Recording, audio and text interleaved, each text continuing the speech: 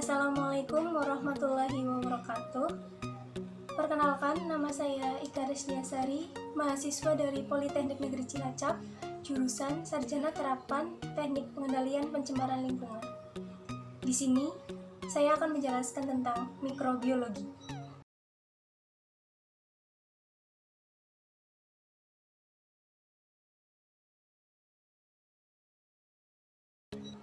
Di sini saya akan membahas beberapa bab tentang mikrobiologi. Yang pertama dimulai dengan sejarah mikrobiologi.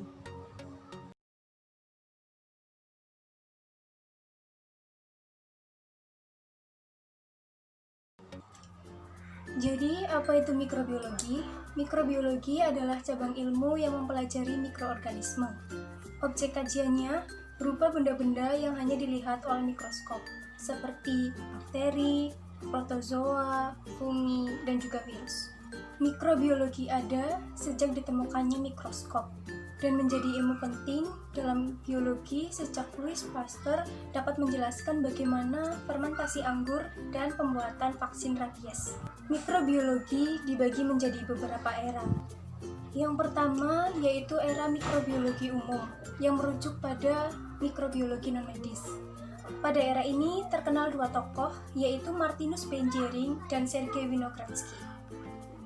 Martinus Benjering lahir tahun 1851. Profesor kebangsaan Belanda ini berkontribusi besar pada teknik pengkayaan. Pada teknik ini, mikroorganisme diisolasi dari alam untuk kemudian ditumbuhkan dan diteliti di laboratorium dengan memanipulasi nutrisi dan kondisi inkubasinya. Benjering berhasil mengisolasi kultur murni dari berbagai mikroorganisme air dan tanah untuk pertama kalinya. Kemudian Sergei Winogradsky lahir pada tahun 1856. Dia berasal dari Rusia, mirip dengan Benjering, tapi dia lebih mendalami bakteri yang berhubungan dengan siklus sulfur dan siklus nitrogen. Dia menemukan sebuah konsep, yaitu konsep chemolithotropi, di mana konsep ini menjelaskan hubungan antara senyawa organik dan konservasi energi. Era yang kedua yaitu mikrobiologi modern, dimulai sejak abad ke-20. Pada abad ini berkembang dua cabang mikrobiologi, yaitu mikrobiologi dasar dan mikrobiologi teraplikasi. Mikrobiologi dasar mengacu pada penemuan-penemuan pada bidang mikrobiologi ini. Sementara mikrobiologi teraplikasi lebih mengarah kepada pemecahan masalah. Dan era yang terakhir yaitu mikrobiologi molekuler, yaitu sejak ditemukannya DNA.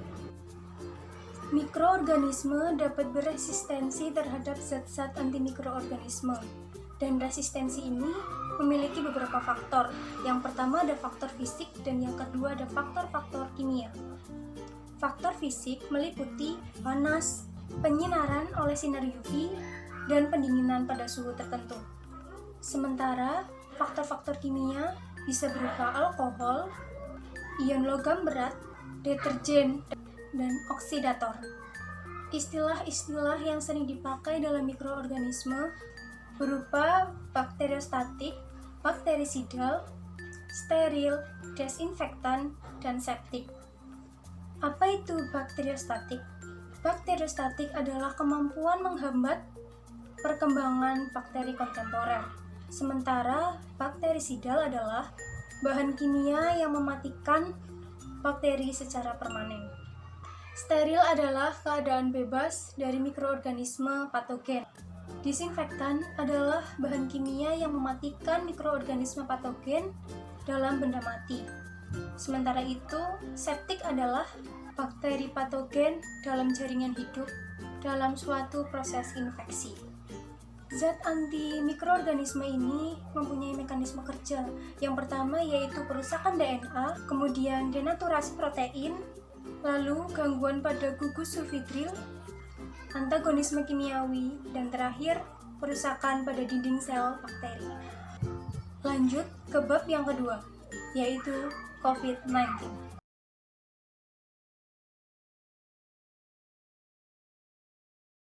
COVID-19 atau Coronavirus Disease 19 adalah virus jenis baru dari golongan coronavirus yang biasa menjangkiti area pernapasan pada manusia. Kelompok coronavirus yang lain yang mematikan, contohnya yaitu SARS dan MERS. Perlu diketahui bahwa virus dan bakteri itu sangat berbeda. Bakteri dapat hidup tanpa inang, sementara virus tidak dapat hidup tanpa inang. Jadi, virus itu berkembang biak di dalam tubuh inang. COVID-19 ini pertama kali ditemukan di Wuhan, Tiongkok. Lebih tepatnya di sebuah pasar di mana pasar itu menjual berbagai jenis binatang seperti kelelawar. Diduga awalnya virus ini menyebar dari hewan ke manusia, lalu dari manusia ke manusia lain.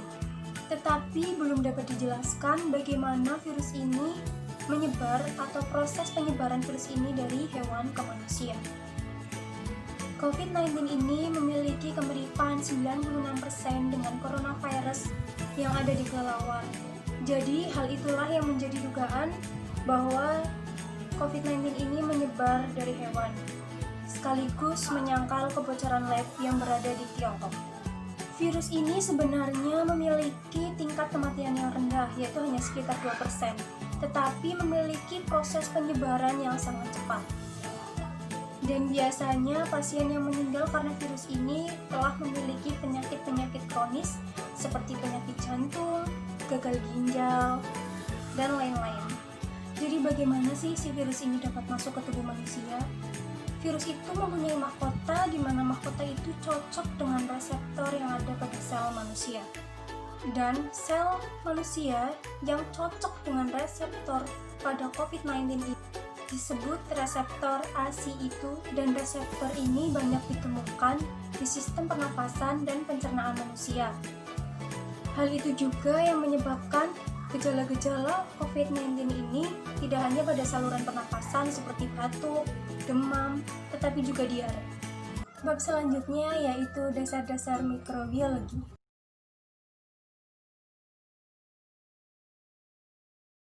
Dimulai dengan ruang lingkup mikrobiologi yang meliputi beberapa disiplin ilmu yang terbentuk dalam beberapa orientasi, yaitu ada taksonomi, habitat, problema dasar, dan problema terapan.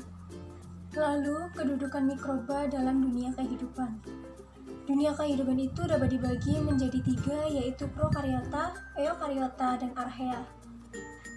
Prokariota adalah makhluk hidup yang tidak memiliki membran inti sel, sedangkan eukariota adalah makhluk hidup yang mempunyai membran sel. Sementara archaea adalah kerajaan mikroorganisme bersel satu. Berdasarkan pada struktur sel dan evolusi, makhluk hidup dapat dibedakan menjadi 2, yaitu prokarya dan eukarya. Prokarya itu meliputi bakteria dan archaea. Sementara eukarya meliputi 4 kingdom, yaitu fungi, protista, plantae, dan animalia. Apa sih yang dimaksud dengan protista? Protista adalah makhluk hidup yang memiliki kemiripan dengan hewan, ada juga yang memiliki kemiripan dengan tumbuhan, dan ada juga yang memiliki kemiripan dengan fungi atau jamur. Protista dibagi menjadi 2, yaitu protista tinggi dan protista rendah. Yang termasuk dalam protista rendah yaitu ada bakteri, Rickettsia, dan Archaeobakteri. Sementara yang termasuk ke dalam protista tinggi yaitu ada algae, protozoa, jamur, dan jamur berlendir. Lanjut ke klasifikasi mikroba. Jenis-jenis mikroba yaitu ada bakteri, alga, jamur, protozoa, dan virus. Bakteri termasuk dalam prokariot karena tidak memiliki membran inti sel. Ukuran diameter bakteri mencapai 500 hingga 750 nanometer dengan panjang 1000 hingga 6000 nanometer. Bakteri merupakan makhluk uniseluler dengan perkembangbiakan menggunakan perkembangbiakan biner. Bakteri ini dibagi menjadi beberapa bentuk. Ada yang berbentuk kokus atau bulat, basil atau batang, dan ada yang berbentuk spiral. Struktur sel bakteri terdiri atas kromosom, mesosom, pili, plasmid, dinding sel, kapsul mukosa, dan flagella. Yang kedua yaitu algae atau mikroalgae, merupakan produsen dalam sistem akuatik. Ada yang bersifat uniseluler, filem, koloni, dan berkembang biak secara aseksual. Mikroalgae ini digolongkan menjadi 5 divisio, yaitu Cynophyta, Chorophyta, Chrysophyta, Euglenophyta. Fungsi utama dari mikroalgae ini adalah untuk pakan ternak ikan, bisa juga sebagai bioindikator kualitas air. Namun ada beberapa mikroalgae yang merugikan, seperti Microcystis, Trichodesmium, dan Broticoccus. Lanjut ke fungi. Fungi merupakan dekomposer bahan organik dalam sistem akuatik, berfungsi sebagai pengurai utama dari bahan yang mengandung selulosa dan lignin serta kitin. Jamur adalah kelompok mikroorganisme yang berflamen, non-fotosintetik, bersifat saprofitik, dan parasitik. Biasanya berproduksi dengan spora, tunas, pembelahan sel atau fragmentasi talus. Lalu ada protozoa. Protozoa dapat digunakan sebagai bioindikator pengendalian pencemaran perairan dan dapat pula menjadi parasit bagi ikan. Yang terakhir yaitu virus. Pada bab sebelumnya telah dibahas tentang sedikit tentang virus, bahwa virus ini adalah agen infeksi aseluler yang berukuran 18 hingga 200 nanometer, bersifat parasit obligat dan bertahan dengan cara berpindah dari inang satu ke inang lainnya. Kemudian ada metode dalam mikrobiologi. Metode dalam mikrobiologi dibagi menjadi 2, yaitu metode sterilisasi dan metode mikroskopi. Metode sterilisasi ini dibagi menjadi beberapa macam lagi.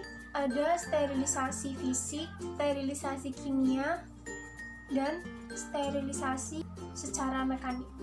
Sedangkan untuk metode mikroskopi dibagi menjadi 2 macam, yaitu mikroskopi cahaya dan mikroskopi elektron. Lanjut pada pewarnaan struktur sel. Pewarnaan struktur sel dibagi menjadi 4 metode, yaitu metode pewarnaan spora, kapsula, flagela, dan badan inklusi. Untuk metode pewarnaan spora ini dibagi menjadi 2, yaitu tipe endospora dan tipe exospora. Untuk metode pewarnaan kapsula dibagi menjadi 2 juga, yaitu pewarnaan gram positif dan pewarnaan gram negatif. Untuk tipe pewarnaan flagela dibedakan menjadi ada tidaknya flagela, begitu juga dengan badan inklusi.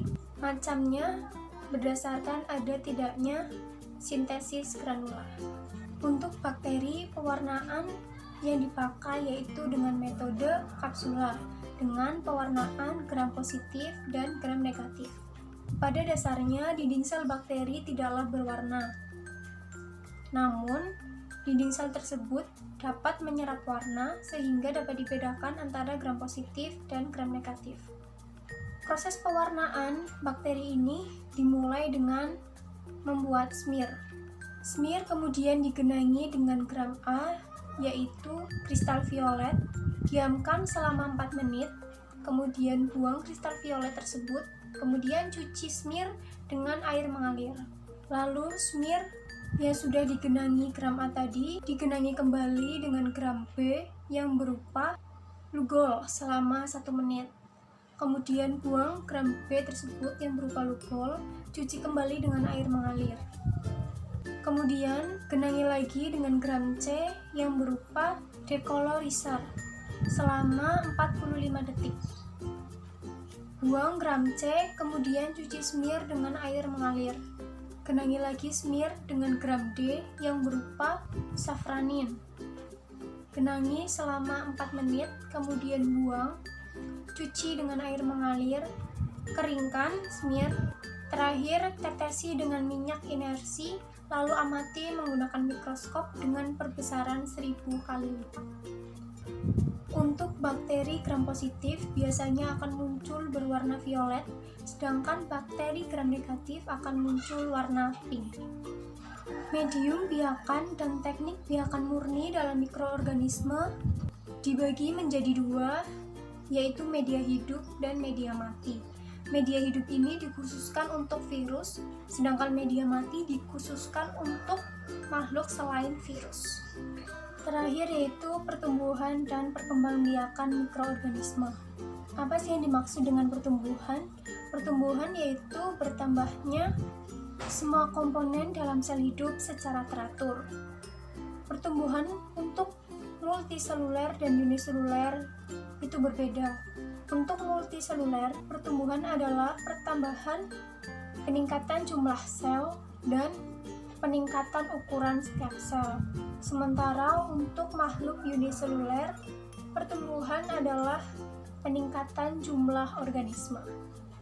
Pertumbuhan juga dipengaruhi oleh beberapa faktor, yaitu ada faktor nutrien, tersedianya air, suhu, pH, tersedianya oksigen, adanya zat penghambat, dan adanya jasa trenik yang lain. Nutrien dibutuhkan dalam pertumbuhan sebagai sumber karbon, sumber nitrogen, sumber energi, dan untuk melakukan aktivitas metabolisme.